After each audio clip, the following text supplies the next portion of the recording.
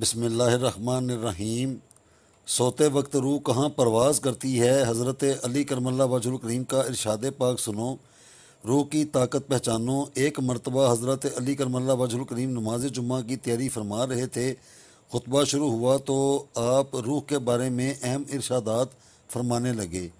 یہ بات شروع ہی ہوئی تھی کہ ایک شخص حضرت علی سے کہنے لگا کہ یا علی، یہ انسان کی روح ہوتی ہے، جب انسان سو جاتا ہے تو کیا یہ جسم سے جدا ہو جاتی ہے؟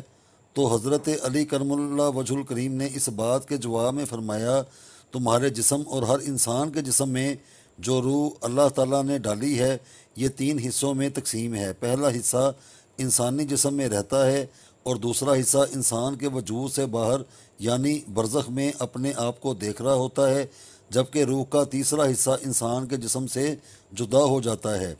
وہ تب جدا ہوتا ہے جب انسان سو جاتا ہے، لہٰذا اگر وہ انسان نیکوکار ہے، اللہ سبحانہ و تعالیٰ کی فرما برداری کرتا ہے، جب روح جسم سے جدا ہوتی ہے وہ ایسے عالم میں جاتی ہے جہاں پر اللہ تعالیٰ نے جنات اور انسانی روحوں کے مابین ایک راستہ بنایا ہوتا ہے۔ یہ روح جب وہاں پہنچ جاتی ہے تو انسان کو خواب آنے لگتے ہیں۔ وہاں اس روح کو جو آگے دنیا میں پیش ہونے جا رہا ہوتا ہے خواب میں آنا شروع ہو جاتے ہیں۔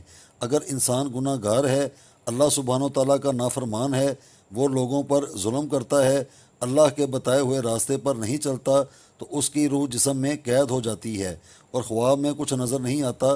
اگر انسان نیک ہے، اللہ تعالیٰ کا فرما بردار ہے، تو اللہ اسے ایک علم عطا کرتا ہے جسے علم نائلہ کہتے ہیں۔ اس علم میں ایسی طاقت ہے کہ اگر انسان جب چاہے جہاں مرضی جا سکتا ہے اور اپنے تصور میں کسی بھی حالت میں اس کو دیکھ سکتا ہے۔ یہ تبھی ممکن ہوتا ہے جب انسان اللہ تعالیٰ کے قریب رہتا ہے، اس کی اطاعت کرتا ہے، اس کے حکم کو بجا لاتا ہے۔ جب یہ علم نائلہ اپنے بلند ترین مقام کو پا لیتا ہے تو انسان جب چاہے جہاں چاہے جا سکتا ہے، لہٰذا اس کو ہر شے کی قید سے آزادی مل جاتی ہے، یعنی اللہ تعالیٰ اس سے اس قدر راضی ہوتا ہے کہ اسے یہ علم عطا کرتا ہے۔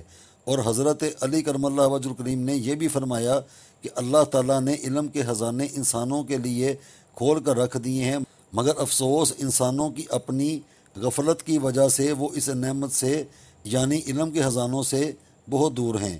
نیند کے دوران روح کا بدن سے نکلنا، اس حوالے سے قرآن پاک میں ارشاد فرمایا گیا ہے۔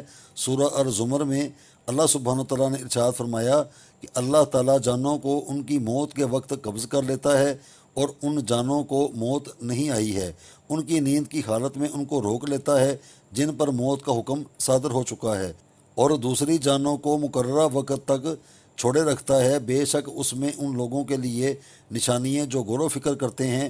روح کی 2 قسمیں ہیں، ایک حیوانی اور دوسری سیرانی۔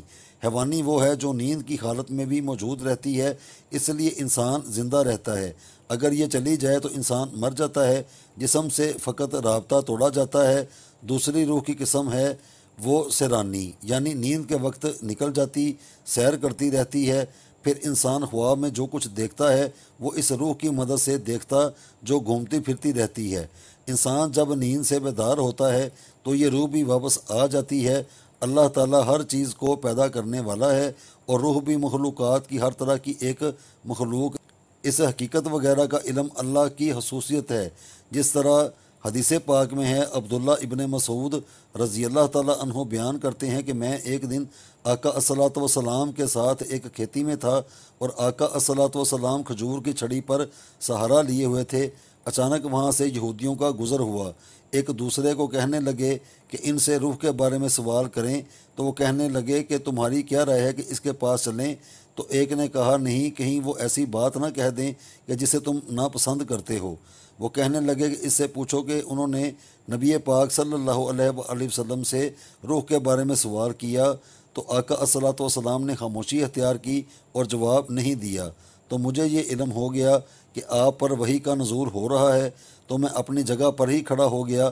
وحی کا نزول ہو چکا تو آقا الصلاۃ والسلام نے فرمایا، اور وہ آپ سے روح کے بارے میں سوال کرتے ہیں، آپ کہہ دیں کہ روح میرے رب کا حکم ہے اور تمہیں تو بہت ہی کم علم دیا گیا ہے۔